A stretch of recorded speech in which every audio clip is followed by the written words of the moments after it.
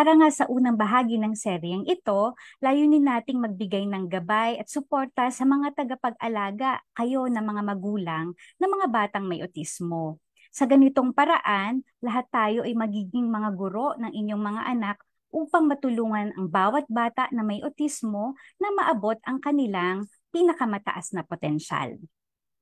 Sa umagang ito po, tatalakayin namin yung mga mahahalagang punto tulad ng kung ano ba ang autism spectrum disorder, ano ba yung mga sintomas nito, at kung paano ba nalalaman ang isang bata ay mayroong autism. Isaalang-alang din po namin sa aming pagdidiscuss ngayon ang mga maaring dahilan ng autism at kung paano ito ay mabibigyan ng karampatang lunas. Ano pa nga ba po ang ating hinihintay? Hindi na po namin ito patatagalin at tatawagin ko na po ang una nating tagapagsalita, si Doktora Janina Doroy.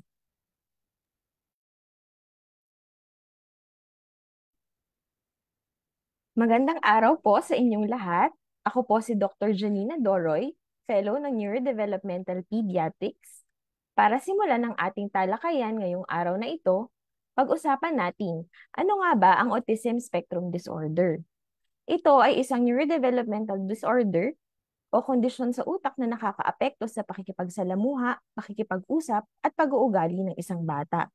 Dahil sa pagkakaiba-iba ng mga kaso ng autism spectrum disorder, ito ay tinatawag na spectrum upang maipakita ang malawak na kahanay ng sintomas at kakayahan ng mga taong may ganitong kondisyon.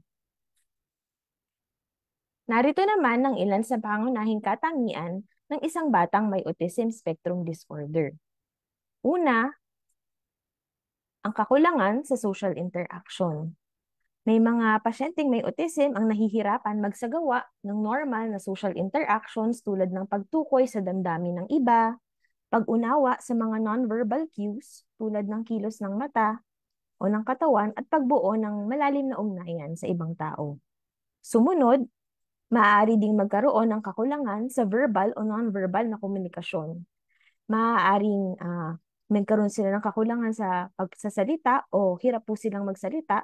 Sa iba naman, maaaring magkaroon ng repetitive na speech patterns o pagsasalita. Ikatlo, sila ay may mga restricted o repetitive na kilos o interes. Halimbawa, maaari pong sila ay nakatuon sa paglalakad sa parehong ruta araw-araw, pagpapaikot ng mga bagay, o pag-ulit ng mga katagang sinasabi sa kanila o napapanood nila sa telebisyon. Maaari din po silang maging sensitibo sa mga sensory stimuli tulad ng ilaw, tunog, lasa o amoy na maaari magdulot ng labis na stress para sa kanila o ang kabaliktaran nito. Panglima, maaari din pong magkaroon sila ng iba't ibang antas ng kakayahan. May mga taong may autism na may mga normal o mataas na IQ, habang iba naman ay maaaring magkaroon ng intellectual disabilities.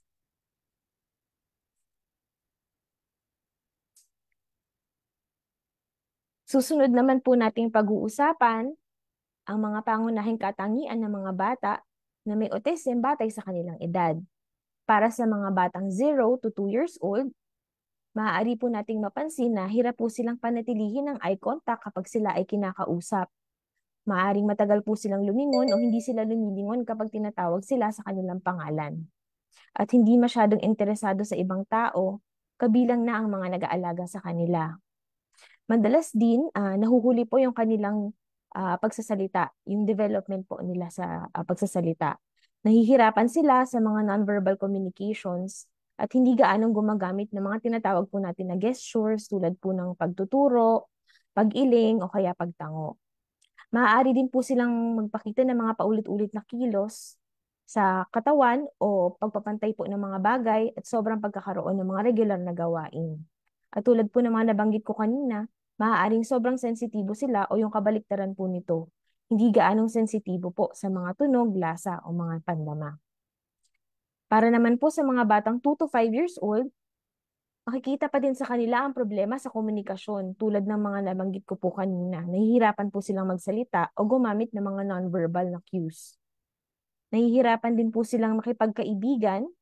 Halimbawa na lang po, nahihirapan silang sumali sa mga batang naglalaro. Maaari din pong labis silang maging attached sa mga ritual po o mga pamamaraan at ayaw po nilang nakakakita ng mga pagbabago sa kanilang kapaligiran o mga routines po na nakasanayan nila. Sa ganitong edad, patuloy pa rin silang gumagawa ng mga paulit-ulit na kilos at interes at pagiging sensitibo o hindi sensitibo sa mga tunog, lasa o textures.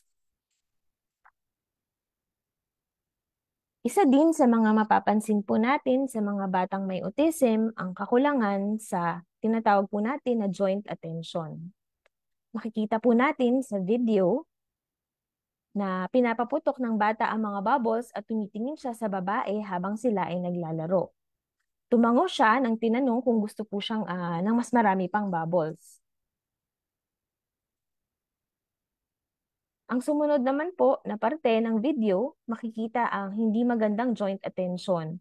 Makikita po dito na ang bata ay hindi tumitingin sa kanyang kalaro nang humingi pa siya ng mas maraming bubbles. Lahat ng atensyon niya ay nakatuon sa mga bubbles at ginamit lamang niya ang kanyang kalaro para dumami ang mga bubbles sa kanyang kapaligiran.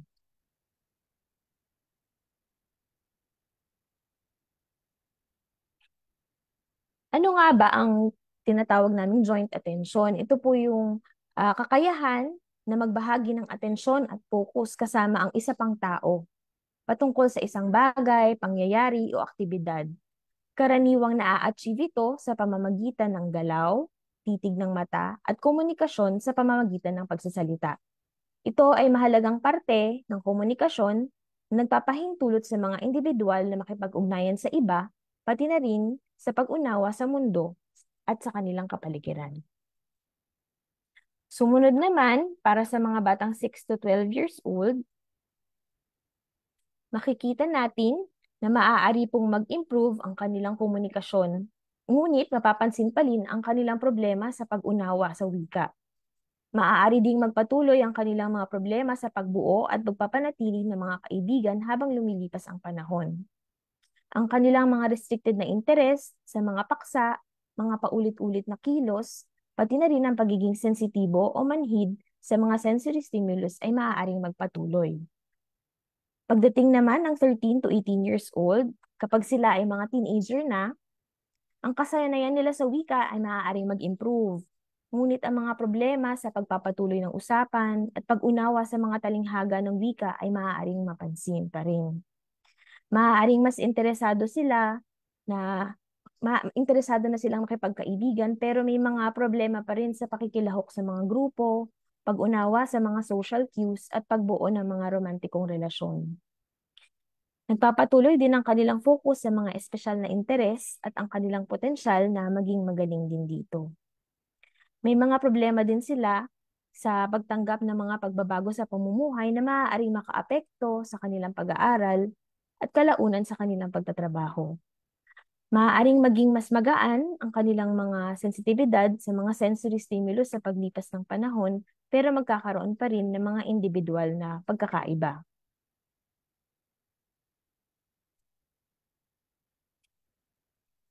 Ngayon naman, pag-usapan natin kung paano nga ba kumikilos ang mga batang may autism.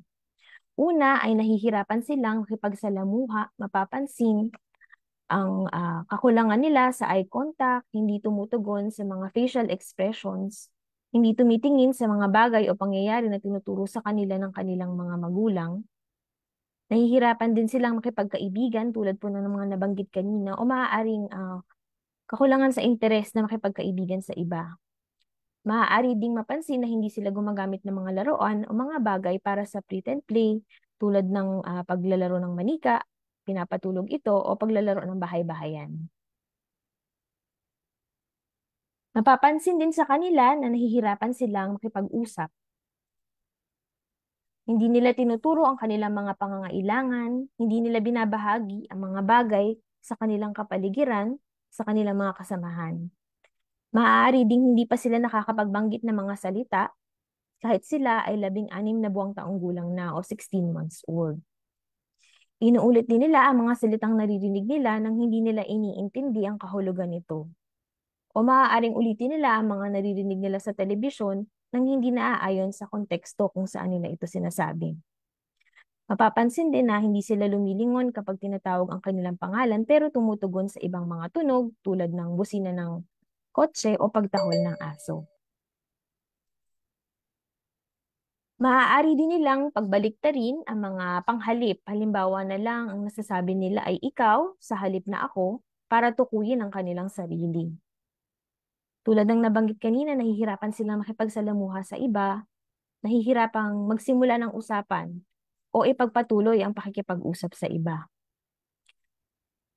Isa pang napapansin sa kanila ang mga paulit-ulit po na kilos. Yung pag-ikot habang nakatayo, body rocking, pinaglalaroan nila yung kamay o yung finger twisting, hand flapping, paglalakad ng nakatingkayad o yung tinatawag na tiptoe walking. Mahilig din po sila sa mga routine o ritual at nahihirapan sila kapag may pagbabago sa kanilang kapaligiran. Dagdag pa dito ang kanilang pagkahilig sa kaunti o kakaibang gawain na paulit-ulit nilang gagawin ng buong araw. Maaari ding paglaruan nila ang bahagi ng laruan sa halip na ang buong laruan, halimbawa na lang ay pinapaikot nila yung gulong ng kotse. Tumututok din sila sa mga patterns tulad ng pag-aayos ng mga bagay sa isang partikular na paraan at magaling silang magmemorya ng mga numero, letra, o isang paksa. Maaari ding maging manhid sila pagdating sa sakit o yung tinatawag natin na high pain tolerance. O yung kabaliktaran nito, yung sensitibo po sila sa amoy, sa tunog, ilaw o texture. Tinitignan din nila ng malapitan ng mga gamit. Pwede rin po yung side glancing or yung mata po nila ay nagsisquint. Para naman po sa susunod na bahagi ng ating talakayan, tinatawag ko po ulit si Dr. Dayan Palinis. Maraming salamat, Janina. Magandang umaga po muli sa inyong lahat. Ako po si Dr. Dayan Palines. At sa mga susunod po na slides, tatalakayin ko kung paano nga ba nadadiagnose ang autism, ano yung mga sanhi nito, at kung paano ba natin matutulungan ang mga bata na mayroong autism. Kung inyo pong mababasa dito po sa slide na ito po ay buod sa kung ano po yung mga na-mention na po ni Dr. Janina kanina. Meron pong criteria para ma-diagnose po ang isang batang may autismo. Kung makikita ninyo, ito pong mga pag-diagnose po ay maaari pong naobserbahan namin ng mga doctors o kaya naman po very important na nakabase po ito sa history na inyo pong naikwento sa araw na kayo po ay napakonsulta sa inyong anak. Usually po, ito po ay nakikita ang nagsisimula habang lumalaki po ang mga bata. Sa una pong criteria, yan po, buod lang po ito kung ano po yung mga nasabi ni Doktora kanina. Ang isang bata ay mayroong kakulangan sa kung paano po siya nakikisalamuha sa ibang tao, sa inyong mga magulang, sa mga kaedada nila, at kung paano po sila, kumbaga po, nakikisama sa kanila. Ang pangalawa po, nakasama po doon, ay kung paano po mayroong kakulangan ang mga bata sa kanilang pakikipag-communicate. Kasama na po nito kung ano po ba yung kanila pong nasasabi, paano po nila nasasabi ang kanilang gusto, at kung paano rin po naman na naiintindihan nila kung ano po yung mga sinasabi natin. Pangalawa po sa criteria na mapapansin ay ang mga bata ay meron po yung mga interes na maaring labis po na pagtutuunan po nila ng pansin, no? Paulit-ulit po nila mga bagay na ginagawa o kaya naman po yung mga meron silang particular na hugis o kaya kulay or bagay na kung ano ang kanilang gusto. So kami po bilang mga doctors po dito sa PCMC Neurodevelopmental Pediatrics po, ang responsibility po namin ay gawin po ang isang neurodevelopmental evaluation para po sa inyong mga anak. So ano nga po ba ang kahalagahan ng isang neurodevelopmental evaluation? Kung mapapansin po ninyo at mababasa dito sa slide, madami. At ito po yung gusto po namin na maintindihan po ninyo para po maging meaningful ang laging pagkonsulta po sa amin para magawa ng neurodevelopmental evaluation yung mga anak ninyo.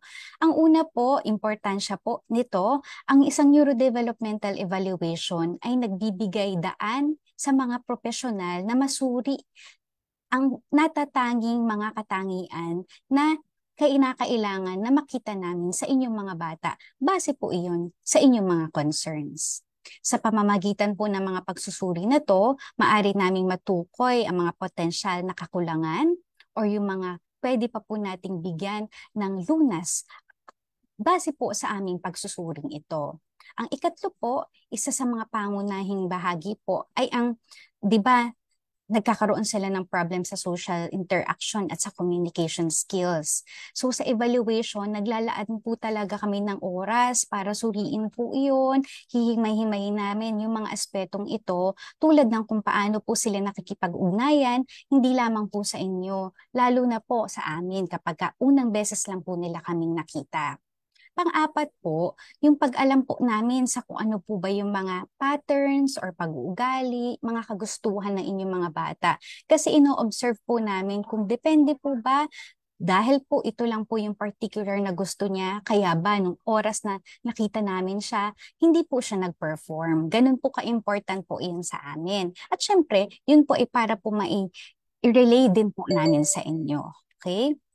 Ang panglima po, yung mga kahirapan po sa motor skills at mga sensory processing, maaring part din po ito ng mga bata na part din sa pagkakaroon ng autism spectrum disorder. So, ang neurodevelopmental evaluation po, nagbibigay daan sa pagsusuri ng mga bagay na ito. Ang pang-anim, ang pagsusuri po ng pag-unlad ng wika, ng kanila pong intelihensya at iba pang kognitibong aspeto ay amin din pong tinitingnan. Ito po, syempre, para po sa pagnatukoy namin, maganda po na pag natukoy, mabibigyan natin ng mga recommendation base po doon sa kung ano po yung nakita namin sa inyong anak sa araw ng konsultasyon. So, ano nga ba, matapos po nating malaman yung importansya ng isang neurodevelopmental evaluation, tatalakayin ko naman po kung paano po ba yung proseso or ano po ba yung ginagawa namin sa isang neurodevelopmental evaluation. Sa inyo po mga magulang na mga naging pasyente na po namin, hindi naman po lingid sa inyong kaalaman na matagal po talaga yung assessment, di ba? Kasi ito po, magsisimula po talaga sa isang mabusisi na paghihistory. Sa pagtatanong sa kung ano yung concerns ninyo regarding po sa development ng inyong mga anak o kaya naman sa kung ano po yung problem po or concerns regarding po sa behaviors nila. Dito iniikot yung kada tanong namin, talaga pong amin pong tinatanong, very detailed kung paano, also kung yung history nung nasa sinapupunan pa lang, nung nagbubuntis po, ano po ba yung mga naging sakit nung nagbubuntis, kung ano po yung mga ininom na gamot. Kasama rin po dito, very particular din kami, kung ano po yung mga sakit na merong kaakibat yung inyong anak, kung ano po yung mga medications or gamot na kanilang iniinom. Kasama din po dito, binubusisi namin yung sa family history po, kung meron pong kapamilya na meron pong sintomas na nakakatulad po ng inyong mga anak o kaya naman po yung masyado pong malilikot or iba pa pong mga namamanang sakit. Pinagtutuunan din namin ng pansin, very important din po kung paano po sila, paano po yung pagtulog po nila, paano po yung kanilang pagkain, may mga concerns po ba sa mga bagay na ito, at syempre kung paano po yung routine, kasi doon po din kami magbabase kung ano po yung pwede namin maitulong sa inyong mga magulang. So pagkatapos po noon, yung developmental milestone, di ba? Tatanungin namin anong age po nila na-achieve yung mga milestones in terms of sa pagkilos, in terms po sa pag-socialize, sa pakikipag-usap at pag-intindi, kung ano yung mga kaalaman niya ngayon regarding sa cognitive skills po at syempre yung pang-araw-araw na buhay niya. Pagkatapos po ng isang mabusising history po, kinukumpleto namin yung physical at saka neurologic examination, no? Kinukuha namin, pinaplot namin kung ang inyo po bang mga anak, yung height, yung kanila pong weight, at syempre yung sukat po ng ulo. Kasi very important din yun para kapag ka po nagbigay kami ng recommendations at magbigay ng diagnosis, ma-incorporate namin po yung lahat, no? Amin pong binibigyan ng pansin kung kamukha po ba ninyo sila, kamukha po ba ng mga kapatid, at tinitingnan namin kung merong kakaibang features po sa kanilang mukha. Sinusuri naming mabuti kung meron po silang mga balat sa katawan kasi may mga iba din po kami na mga iniisip na baka syndrome na pwedeng kaakibat po ng autism spectrum disorder. Pagkatapos po nun, inoobserbahan po naming mabuti po ang inyo pong mga anak. Kaya tulad ng sinabi ko po kanina, sa unang beses, papasok pa lang po sila sa loob ng kwarto, titingnan na po namin kung paano po ba ang inyong bata nakikisalamuha sa iyo or kaya po naman po ay sa akin, no? So, ganyan po yung kumbaga flow kung paano namin ino-observe. At after po nun, mahimay-himay namin ng history, physical examination, neurologic examination, at yung behavioral observation po namin. Doon po kami nagbibigay ng mga recommendations base po sa kung ano po yung kabuuan na kailangan po ng inyong anak, no? Maari pong magre-request po kami ng hearing test po, katulad po nito, or kaya naman po EEG. Yung iba pa pong mga recommendations po, mamaya po i-discuss pa po yun sa inyo ni Dr. Kali Madariaga, okay? Pupunta po tayo sa isang dako naman, no? Kung ating tatalakayin kung ano ba talaga ang eksaktong dahilan, bakit po nagkakaroon ng autism ang isang bata, 'di ba? Kung ano po ang nangyayari sa brain ng isang batang may autism. Sa mga pag-aaral po, hindi pa po malinaw pero merong mga evidence-based journals na tumatalakay sa kung ano po yung possible na sanhi po ng autism. So, kung makikita po ninyo dito po sa slide na ito, ni-emphasize po dito na ang brain development po ng mga bata na may mga autism ay nakakitaan ng abnormalidad regarding po sa mga connections po, no. Ito ang dahilan kung bakit nagkakaroon sila ng mga kakulangan sa komunikasyon, pakikisalamuha sa ibang tao, at sa pagkakaroon ng mga yung paulit-ulit na interest o kaya naman po behaviors. Ang mga pangyayari pong ito ay sinasabi na nagsisimula pa lamang nung nasa sinapupunan pa lamang or nagbubuntis po ang isang nanay. Dito naman po sa slide na ito, sa mga pag-aaral, wala talaga or multifactorial ang sinasabi po na maaring dahilan po ng pagkakaroon ng autismo. Pero gusto ko pong bigyan ninyo ng pansin itong dalawa pong ito, genetics tsaka environment. Lagi po siyang sinasabi na magkaakibat kung parang cause and effect na kung bakit nagkakaroon ng posibilidad na magkaroon ng autism ang isang tao.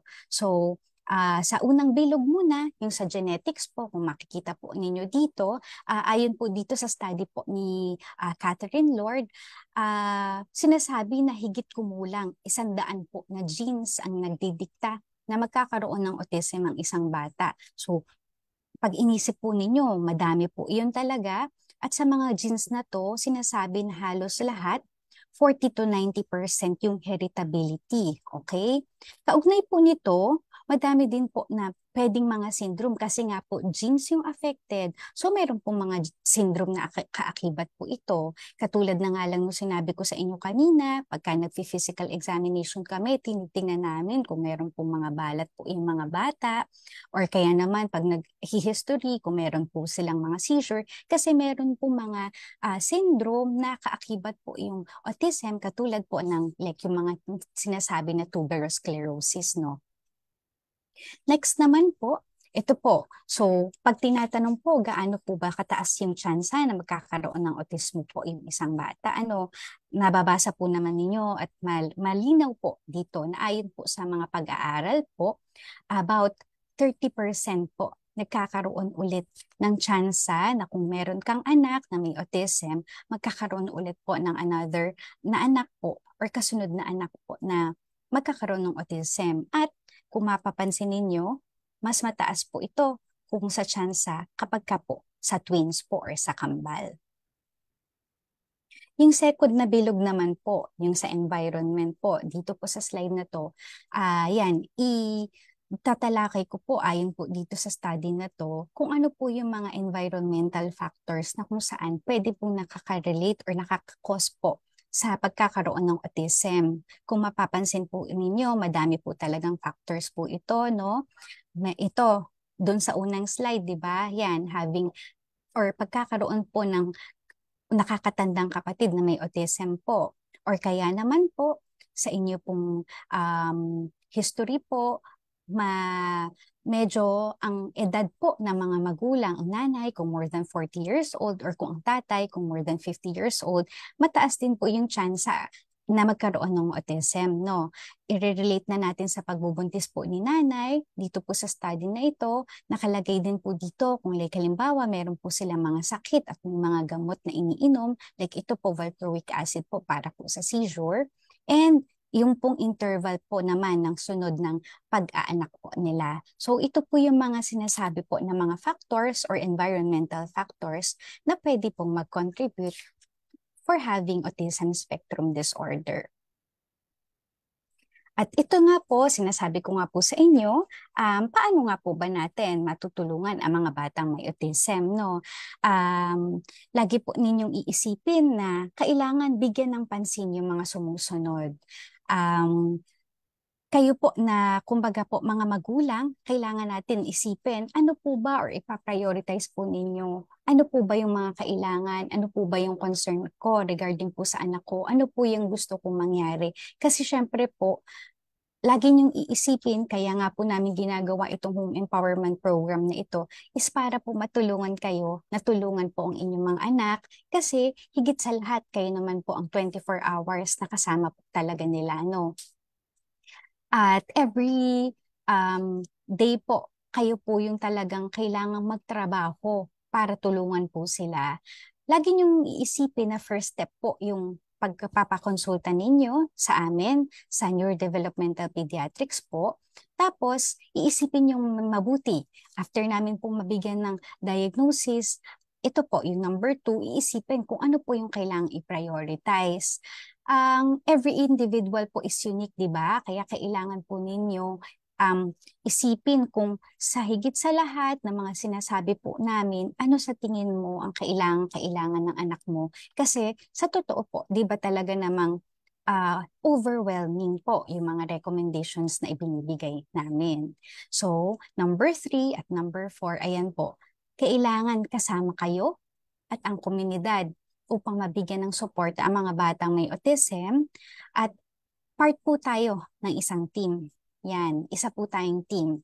Gusto kong sabihin, ang ibig ko sabihin, sa journey po ninyo bilang mga magulang, ang nasa sentro po itong mga anak at kayo po, kasama po itong mga itong nakapalibot sa kanya, ang tutulong po upang mabigyan ng lunas po or matulungan po ang inyong mga anak na mayroong autism.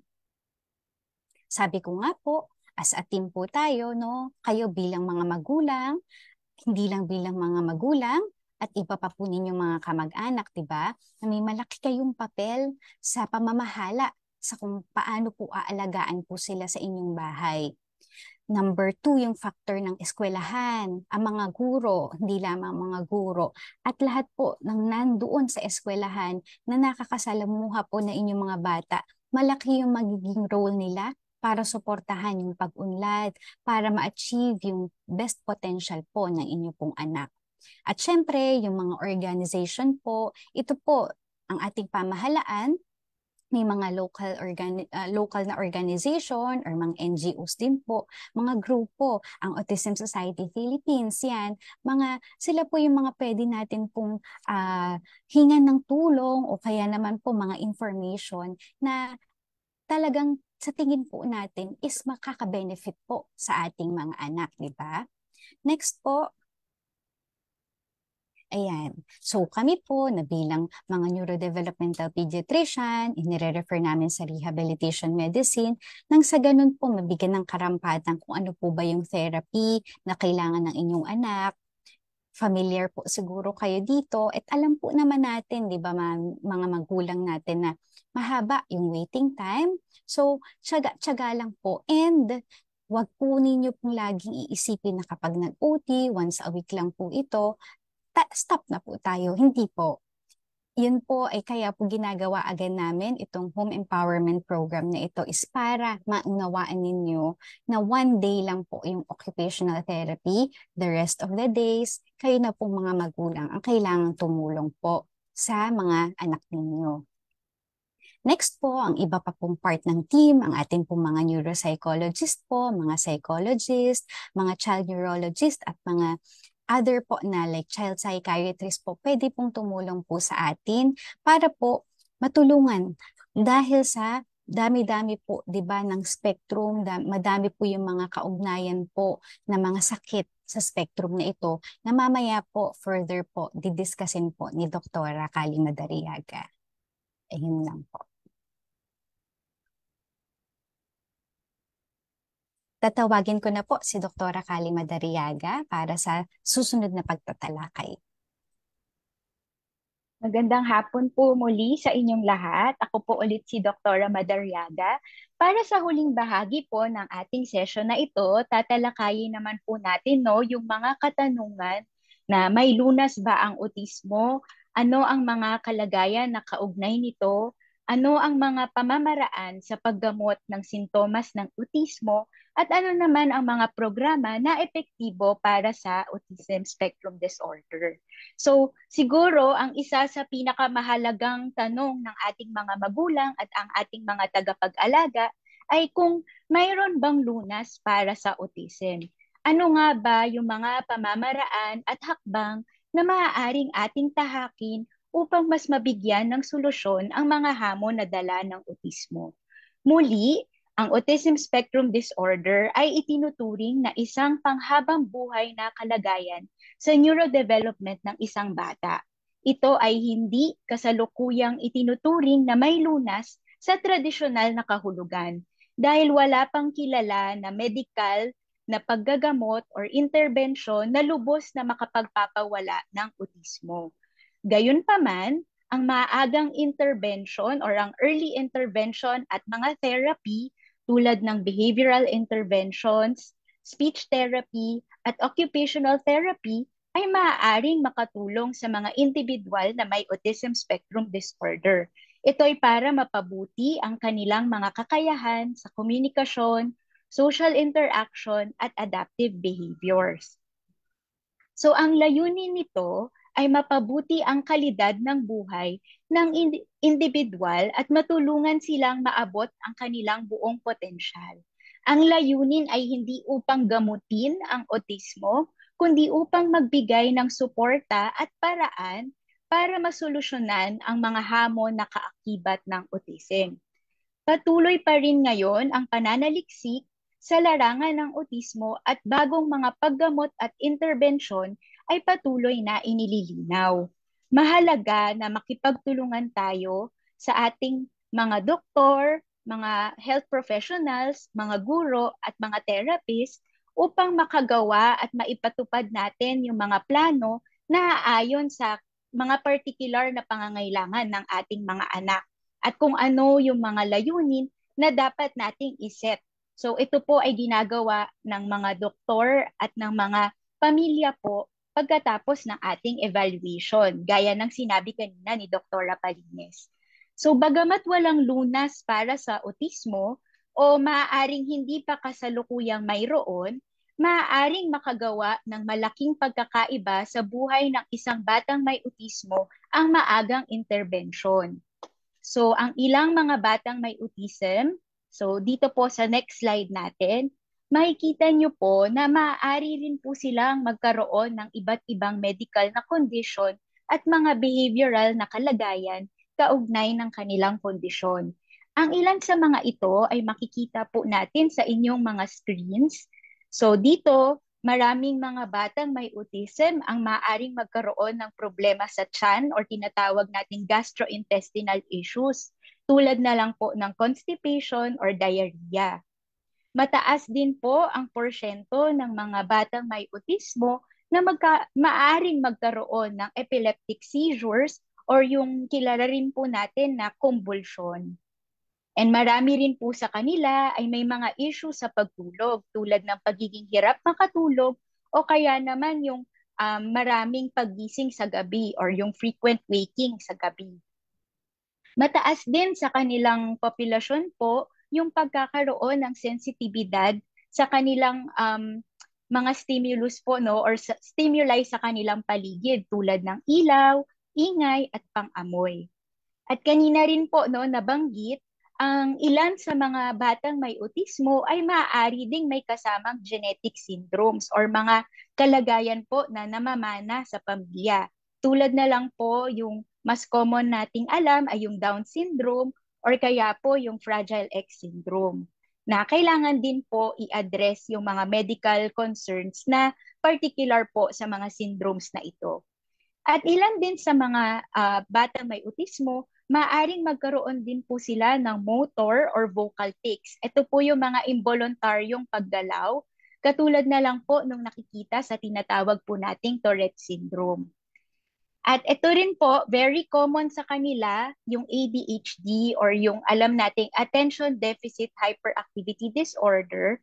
Ito ay madalas din pong nagiging kaakibat ng autismo. Nagdudulot ito ng mga issue sa attention, sa hyperactivity, na karaniwang nakikita din po pag nagsa-start na po mag-eskwela ang isang bata. Bukod dito, marami din po sa kanila no, gumagawa ng mga self-stimulatory behaviors or yung tinatawag po nating stimming tulad ng mga hand flapping para ma-regulate po yung mga sensory input na kanilang natatanggap. And then bukod po sa aking mga nasabi, marami din po no or maaari din po silang magpakita ng self-injurious behaviors tulad ng headbanging or kaya naman po yung mga agresibong pag-uugali, verbal man or physical. Kaya po ito'y nangangailangan ng maayos na pag-unawa at intervention din. So dahil po sa lahat ng ito, mahalaga ang early intervention at suporta mula sa iba't ibang larangan, hindi lang po sa amin, pero pati na rin po no, sa mga therapists, mga neuropsychologists, mga guro, or yung mga kasama po nila sa eskwelahan, para maging komprehensibo po yung pangangalaga natin sa mga anak nating may autism. Personalisadong approach po ang kinakailangan kasama ang mga doktor nyo or ang mga professional po na magmamanage sa inyong anak para nga po maging holistic po yung approach natin sa mga pangangailangan nila. Napakahalaga po na maunawaan po natin yung masusing pangangailangan ng mga individual na may autism. Hindi lang dapat sa medical na aspeto tayo nakatutok, kundi pati na rin po no, sa kanilang mga behavioral na kalagayan. Kaya po, ina-emphasize po namin yung regular na pagmomonitor at pag-a-adjust ng mga intervention para po maging mas mabuti po yung kalidad ng kanilang buhay at ang ma-address po yung mga kaakibat na kondisyon na na-mention. Bukod po dun sa mga nasabi kong kondisyon, meron din pong mga kondisyon sa emosyon at pang-developmental na nauugnay din po sa autism. Ilan sa mga ito ay mga makikita nyo po dito. Una na po dito no, yung mood disorders. Marami din po sa mga individual na may autism ang maaaring makaranas ng mood disorders tulad ng depression o kaya po yung bipolar disorder. Yung pagkilala at agarang interbensyon ay mahalaga sa kanilang pangkalahatang kalusugan. At may mga ilang kaso din po no, na may kaakibat na intellectual disability. Dito po no, makita natin may pagkakaroon po sila ng limitadong kakayahan sa intellectual functioning at mga adaptive behaviors, yung pagbihis, pagligo, or kaya yung pagiging toilet trained po. Bukod dito, may iilan din po sa kanila nagkakaroon ng anxiety disorders tulad ng generalized anxiety or social anxiety. And maaaring maging bahagi po ito ng kanilang mga karanasan. Kaya po yung pag-unawa at suporta po natin sa kanilang mga pangangailangan ay critical po talaga.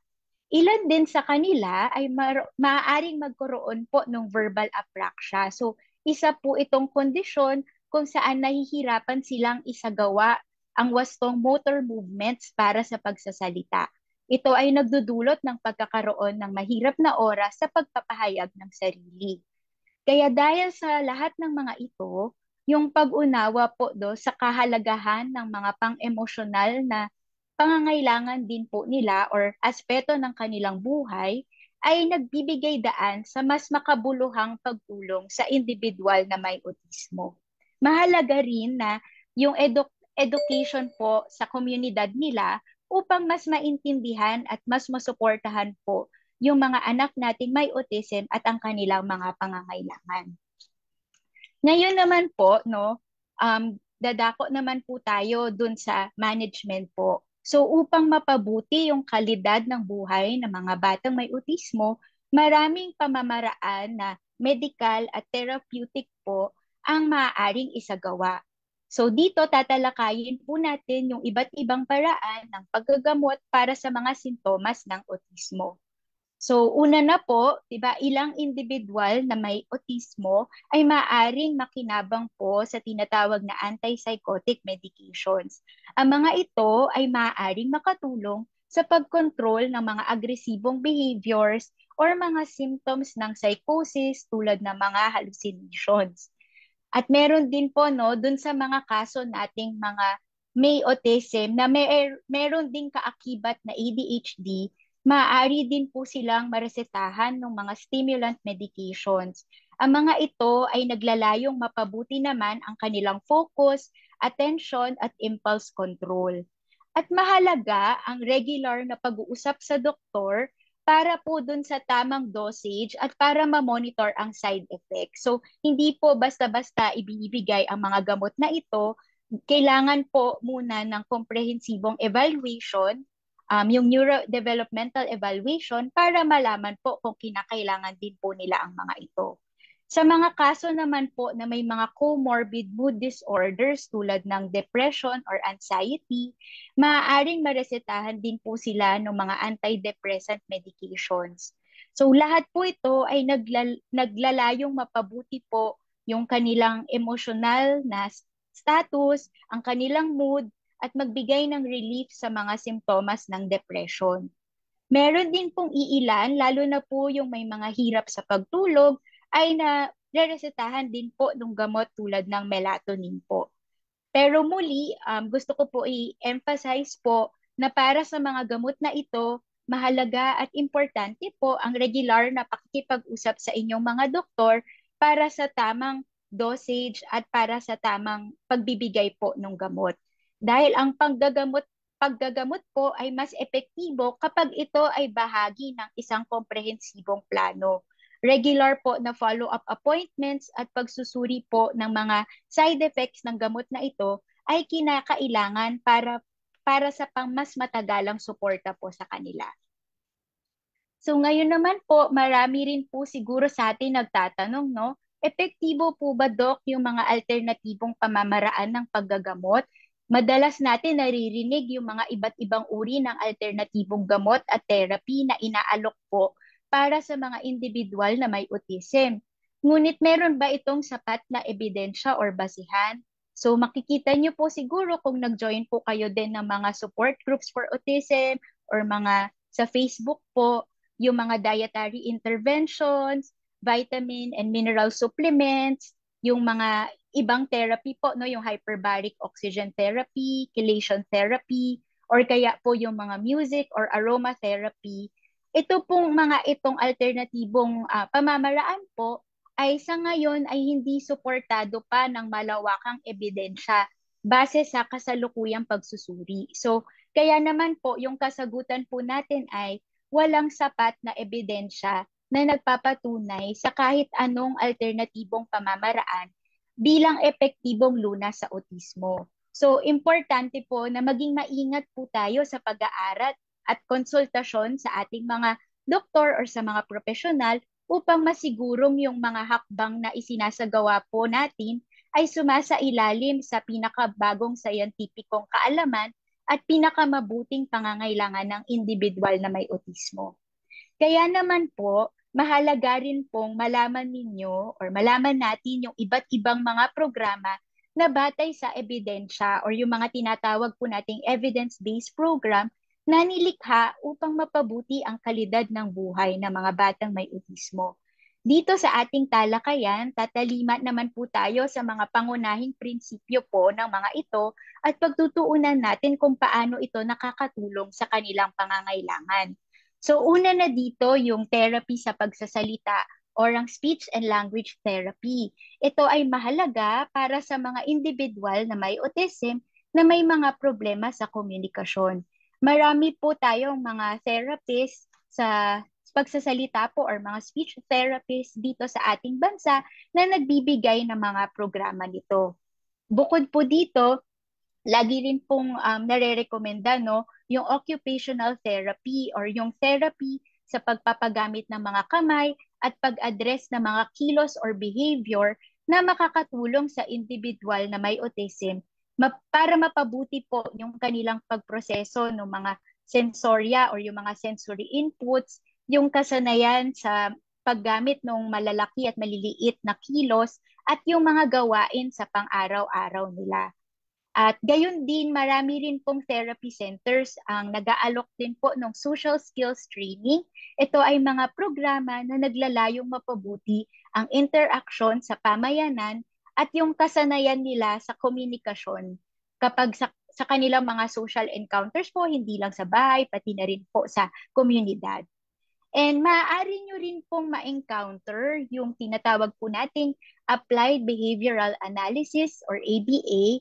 Ito ay isa sa mga ginagamit din po na programa para sa autismo. Ito ay nakatuon po no, sa pagsusuri ng kilos ng mga batang may autism at yung pagpapabago po ng kilos upang mapabuti ang komunikasyon, yung kasanayan nila sa panglipunan, at yung overall din po nila na development. Dumadami na po ngayon sa ating bansa ang nagbibigay ng mga programa na nakabatay sa ABA. Subalit mahalaga rin po no, na tayo ay maging mapanuri at tiyakin na ang mga ito ay sertipikado po or may sertifikasyon mula sa ABA body po. Yun po. So bukod po sa mga ito, ipapakita pa po namin yung ibang mga programa na inaalok po dito sa ating bansa na batay sa ebidensya. Isa na dito yung Early Start Denver Model. So ito ay isang programa rin ng maagang intervention na nagko-combine ng mga teknik ng ABA kasama ng mga pamamaraan sa pag-unlad at relasyon. Ito ay dinisenyo para sa mga batang may autism. Maaari nyo rin pong ma-encounter ang Picture Exchange Communication System.